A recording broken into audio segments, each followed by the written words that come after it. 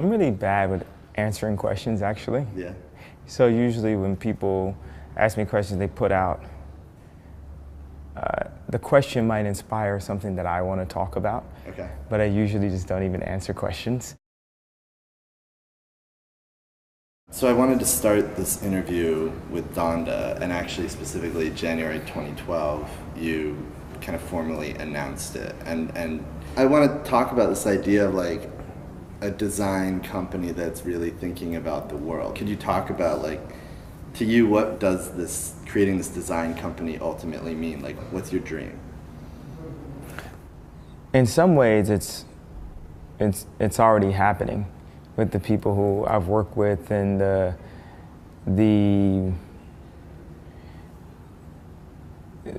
mental push-ups that people go through, and then what they take and take to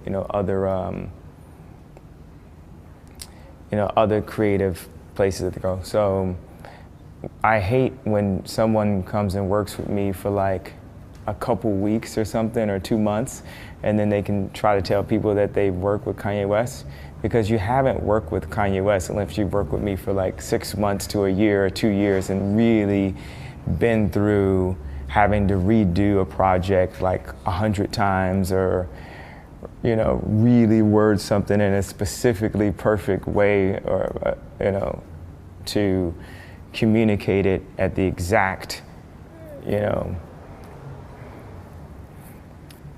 that's ironic because that was not communicated good at all. So there's been a lot of people who have worked with me that are already starting to fill in the blanks of the chart, and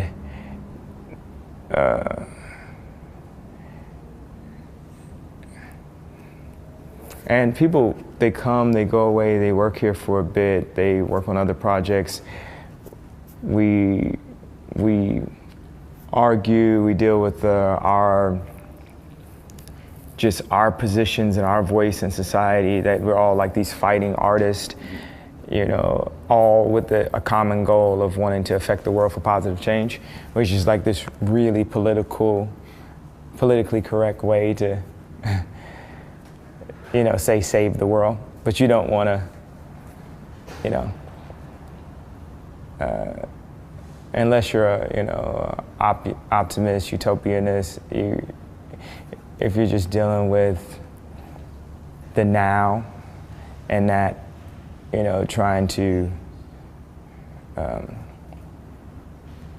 you don't have the vision to see where we can go, there's no way you'd believe in the possibility of a utopia.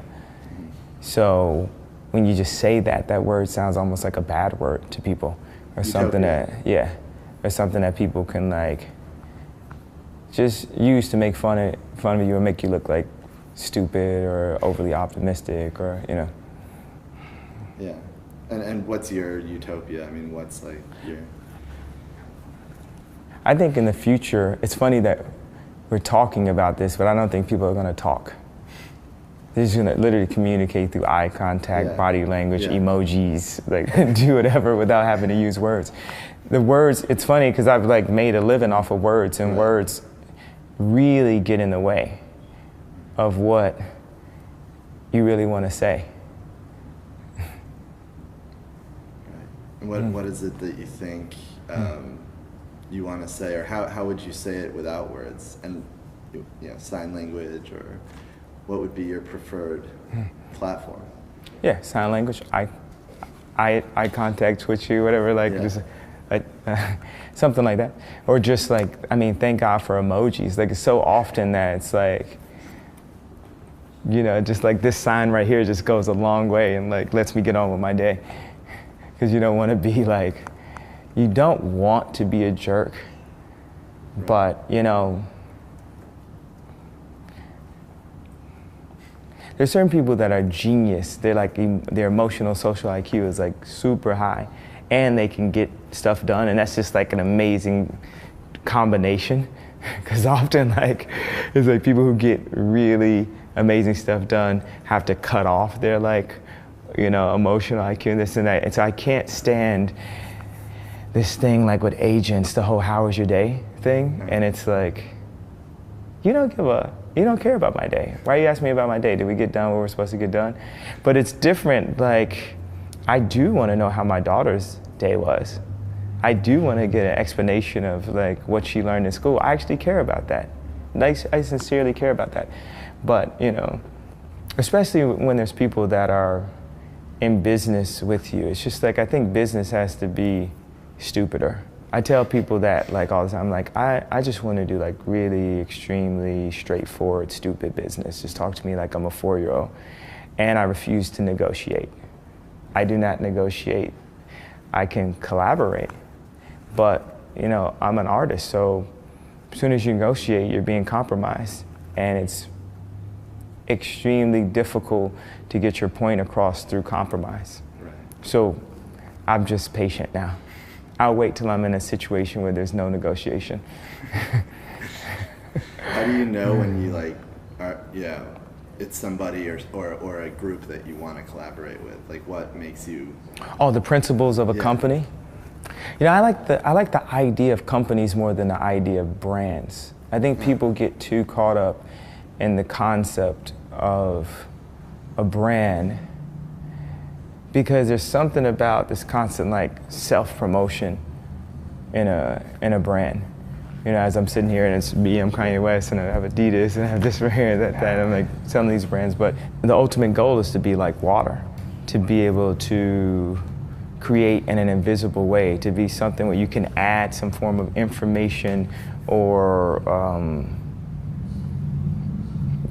just some information that can help people along their path. Oh. Mm-hmm. You mentioned, you know, that you view yourself as an artist, and I'm curious how far you see. I didn't mention that I view myself that way. You are an I artist. am, Yeah. and never worded like that. That's extremely offensive. How do you? No, why did you say I view myself like that? Do you not view me like that? I totally view you as an artist. Okay, cool. Yeah. No, I was asking more like how far you see it, how far you see it extended. Like, what to you, you know, is art, and where do you see it extended? I don't understand the question. How far does it go? Like, is it? What's the it? Art. Like art itself? What do you view as? Yeah. What is your sort of definition, personal definition of art?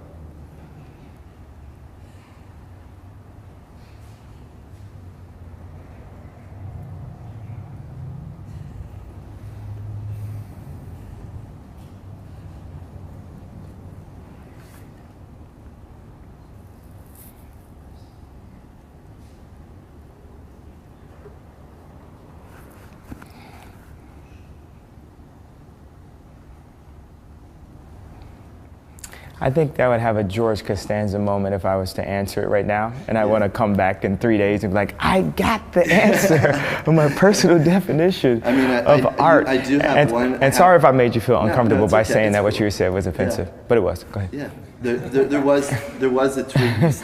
You did tweet once the definition of art, or at least my personal definition is to be able to see the truth and then express it, which I thought was like, that's what I love about your Twitter or your tweets, because you're talking about being sustained, being minimal. That's the answer I wanted, thank you. And you're able to take it into something, you know, actually, like, speaking of your Twitter, I went through a bunch of things that you've been saying and just been thinking about how that relates to your universe. And you're in fashion, you're an artist, you're also an incredible musician. So I'm wondering, like, how do you think about all these things all the time? Like, is there ever a moment, do you have to compartmentalize it? Or is it just like all in you?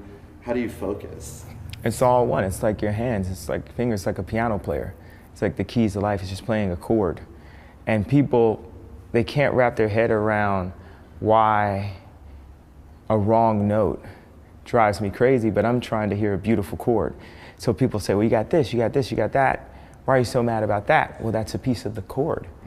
I'm trying to play a chord, like two hands, you know, and then eventually a symphony. So, did that answer clearly? Maybe I can answer it in a different way. And you know, I was thinking also about just this idea of, you know, how you believe the world can be changed through design, And that was something you said when you were at Harvard and gave that impromptu speech there. And I'm wondering to you, what is design in your mind, and why is design so powerful? Like, why do you think design can change the world?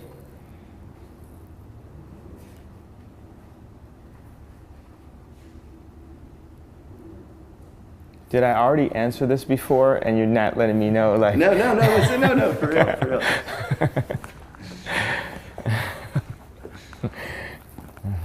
You know, actually you had a better answer than the one you just said. But it does connect a little bit to what you're talking about with brands and companies, and obviously like your association with Adidas and what you do with the fashion company, that's design, but... Yeah, okay. I think companies that are brands can collectively come together for a single mission at a time to change the world. That's exactly how it can happen. Like major conglomerates to, I don't want to pinpoint, but there's people who are, you know, there's a collective that can figure out the killings in Chicago, can figure out solutions. Might be people that are focused on prosthetic arms, or focused on cancer, or focused on some type of movie script or something, or focused on some new form of tech that actually could figure out the killings in Chicago, if that was their goal. And this is just sparked by what you're saying. I'm thinking out loud. Yeah. And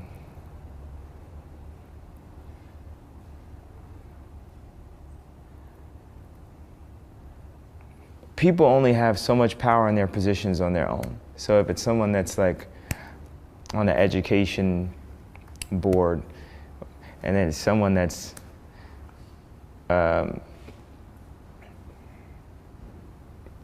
in law enforcement, like someone really powerful, or a group of people, and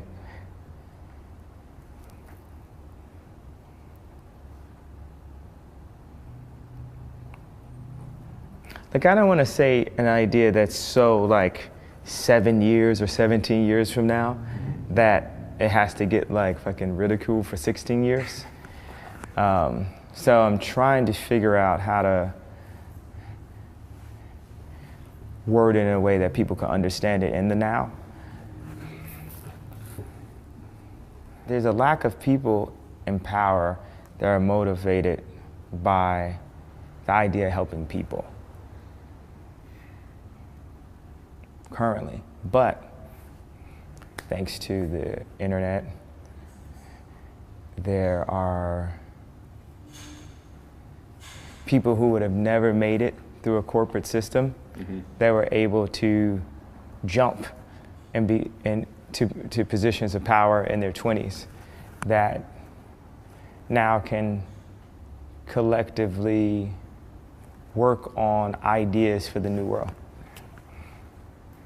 I think I worded that in a 2016 like way. Yeah, no, that definitely makes sense. I didn't want to speak in like a no, and I didn't want to speak from 2030. No, I think it's like you're seeing like some of the people who run the world today are in their 20s, and you know. And those are the people who can make the change, and who will. Right? I mean, it's not can, it's will. You have to will things into fruition, and I think that as you know, our time, our 100 years on Earth, you know, our civilization, I think that we can get to a place where, because I just think that when you say like way overly optimistic things, it just gets attacked. So I word it, I don't want to digress to like why it gets attacked, but I want to just word it in a way that somehow puts the idea out there without people beating me up for saying my idea out loud or something. So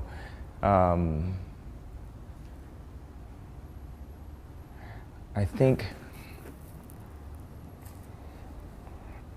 well, more people need to know that they're not fucking cool. What makes you feel cool? And that's like the dream of everyone. They want to be cool because of this, cool because of their association, cool because of that, blah, blah, blah. And it's like, you could take an artist that has all of this information, and I'm not speaking about me, I'm just speaking like, you know, just like, in today's world, having money have allowed people who are like extremely uncool to think that they're cool and carry it like that. And people who really are cool and people who really are artists and have ideas have to literally turn in their cool card to society just to make it past the age of like 28. It's either die at 28 or turn in your cool pass. And I would love to, that's the way I word things in a like a, where it's not like a bomb about to set off, like a nuclear bomb. I would love to be a part of creating a world that allows the artist to think and create on the highest form and be respected for their ability to see the world through the anamorphic lens of an artist.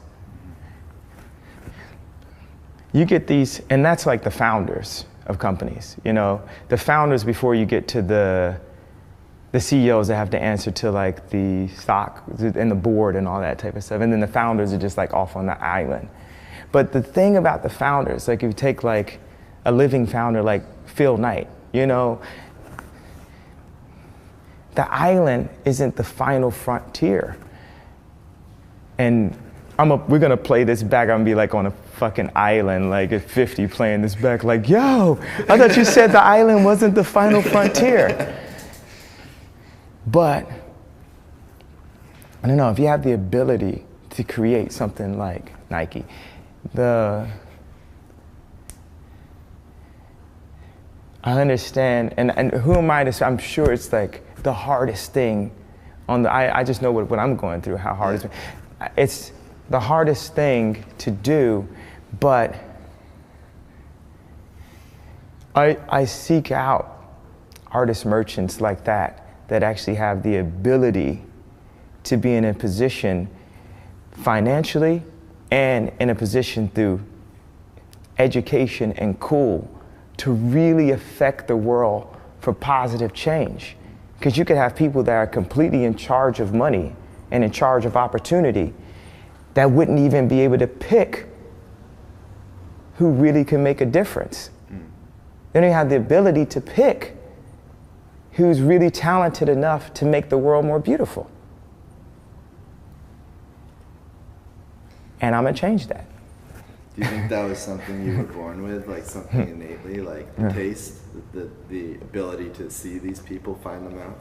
Yeah, and taste is like just a really, I've been struggling with that word recently because who's to say, I mean, you probably would have finished my sentence and say, who's to say what's tasteful, but I would say, who's to say even having taste is good? Who's to say having good taste is a good thing? Some people say everyone was born an artist, and society, their parents, they beat it out of them. You know, there's times, there was someone after I said I was going to run for president that showed me like a videotape of somebody making fun of me about that concept.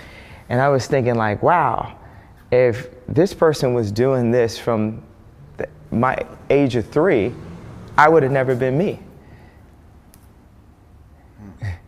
And, you know, people say geniuses are kids with good parents. So,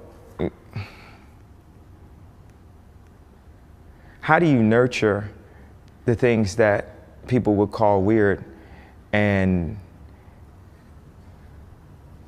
to something that could be considered to be, to something that would be exceptional?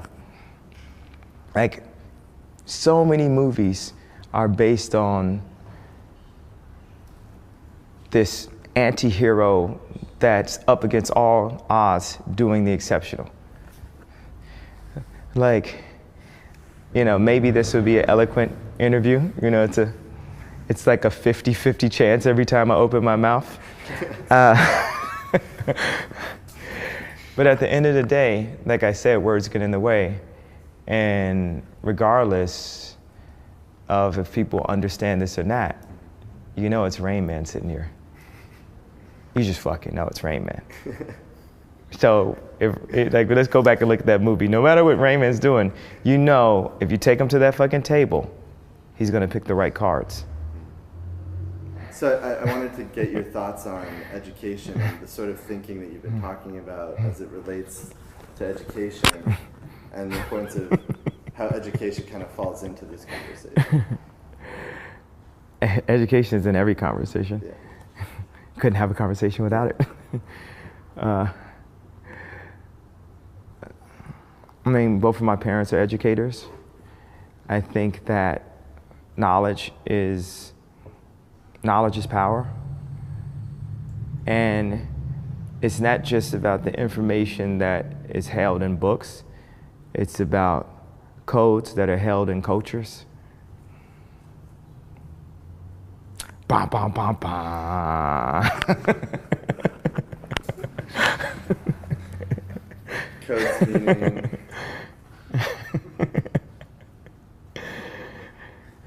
Meaning any creative idea that relates to an industry, there are codes in the management to get from A to Z. A lot of times I feel like Wolverine. Like you say, sticks and stones can break your bones, but words never hurt you. I mean, look at Trump. I guess words can't hurt you. I mean,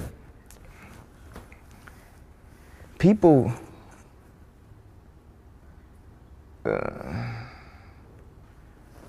across the world like just lack opportunities, period. And the few people that do get into a place of having an opportunity, I'm not gonna say that they have.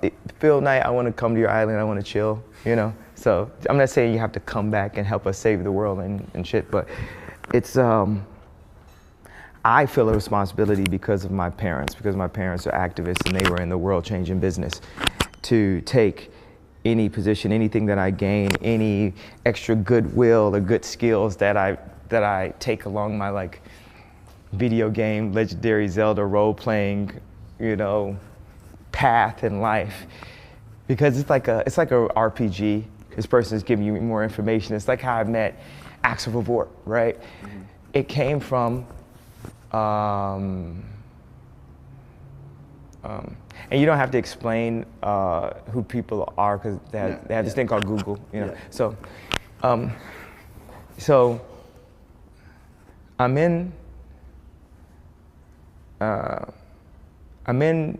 met Axel Vervoort through Willow.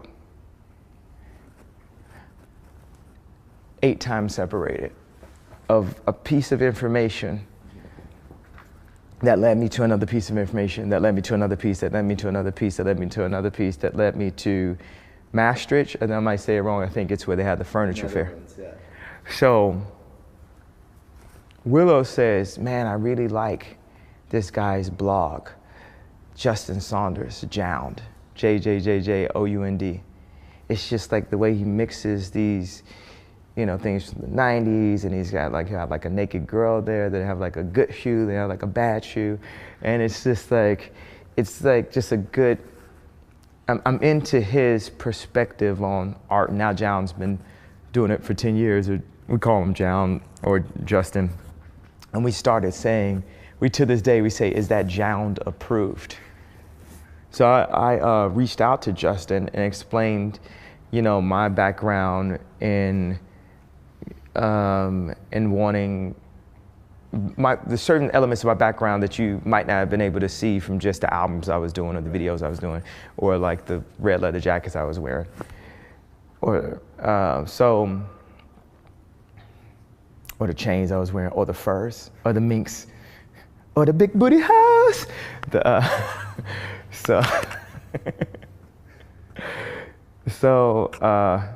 Yeah, sometimes that could be distracting to conversations like this. So, just creating memes every step of the way. It does remind me kind of. Hold on a second. You're gonna break my thought. Save that one. So I hired Justin. I explained all this stuff, and we built a relationship. We'd always bounce ideas, and he'd send me, references. And so I was staying at this apartment in Paris, and Justin was out there, and we were working on some ideas. And I was like, this apartment is like whack. What can I do? He's like, my favorite architect is Joseph Duran. So then I reach out to Joseph Duran, and Joseph Duran comes by, and he gives some ideas, and he says, you got to cover up this nasty bookshelf over here, and you got to cover up this glass banister. And I went and plastered over it was just a hotel I was staying at. I plastered over the bookshelf and the banister in the hotel. Plaster, like people go in, nail it in, plaster, and that curtain plastered over it, and it's like that to this day. Boss stage 1 annihilated. Now stage 2, Vogue. Stage 3, art. Yeah. Stage 4, and it's all these stages where it's really important, because the funny thing about an editor completely trying to annihilate my credibility because we didn't have water and the show started late. And I care about people's time, so it wasn't on purpose. But the fact that they felt they could outright LeBron James, went to the Heat level, burn my jersey after all that I contributed to art, fashion, and culture just in 2016 alone, and they want to burn my jersey on their tweets.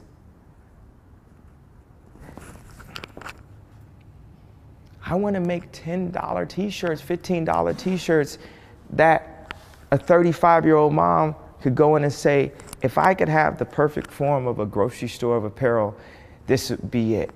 So I could dress my 12-year-old that wants to get fresh, whoever we can name, ASAP Crew or Thug or Ye or,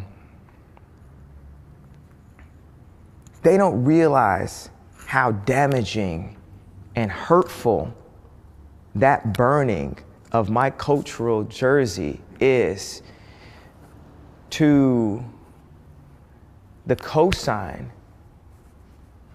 which is different than most fast fashion. I won't name brands, but to the cosign of what it means for me to be an artist and say, I'm gonna take my art and my obsessing over 1,000 different types of t-shirts to figure out how to partner with the Gap and land it at the right cost that 35-year-old mom can get a fully co-signed wardrobe with Kanye and his Donda design team. They don't understand the bigger picture. I wanted to put that out there because maybe they'd sit and listen and look at it. I want to talk about the idea of me saying these things in the color that I'm in currently. Skin color. And I'm not saying currently like I'm going to change skin colors. When I mean currently, I mean 10 years from now, to be black will be a completely different thing because of what we're doing now. And through culture. What? Through culture. Through culture and business. and interracial dating.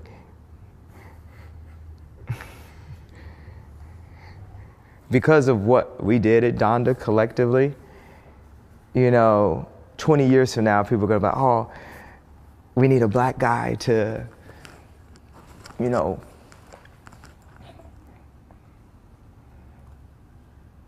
creative direct something.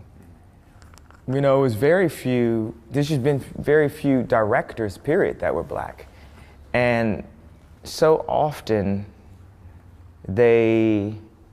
Spike Lee used to say that they would ticket swap, and they did.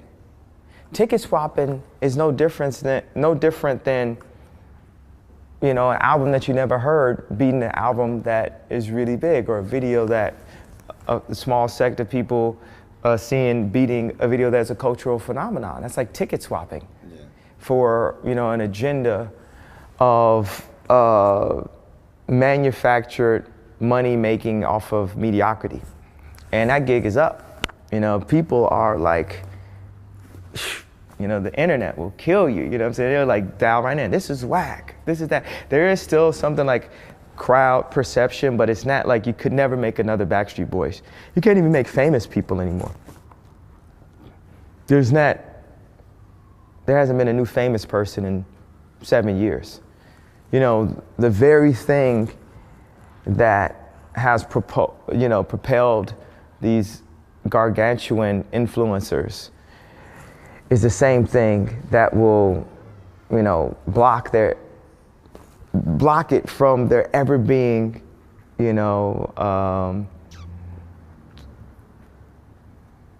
as famous a single person as there's been up to this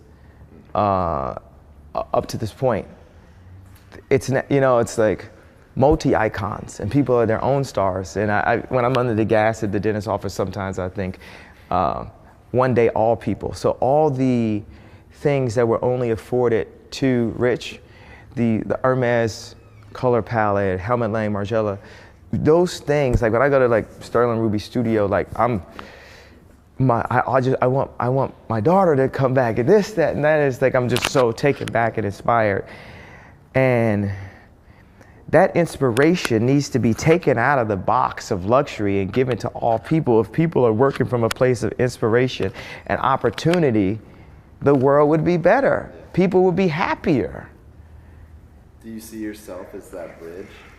Someone who's helping bring that, I think so, and if I'm not, I'm going to, nope, I'm not even going to put it if I'm not. Because I remember Pac, used to talk about me. He didn't know me, but he's talking about me. And people, right when I say that, insert clip here. Everyone knows the exact quote, that I'm referring to. If you've seen those Pac interviews, you can just insert clip there. Because I don't want to miss out. I don't want to be dead when the world starts getting good. I want to see it. Yeah. So I'm not going to put out anything like, man, but I'm going to inspire yeah, that too, but I'm going to be here too. I'm being part of it too. Yay, here too.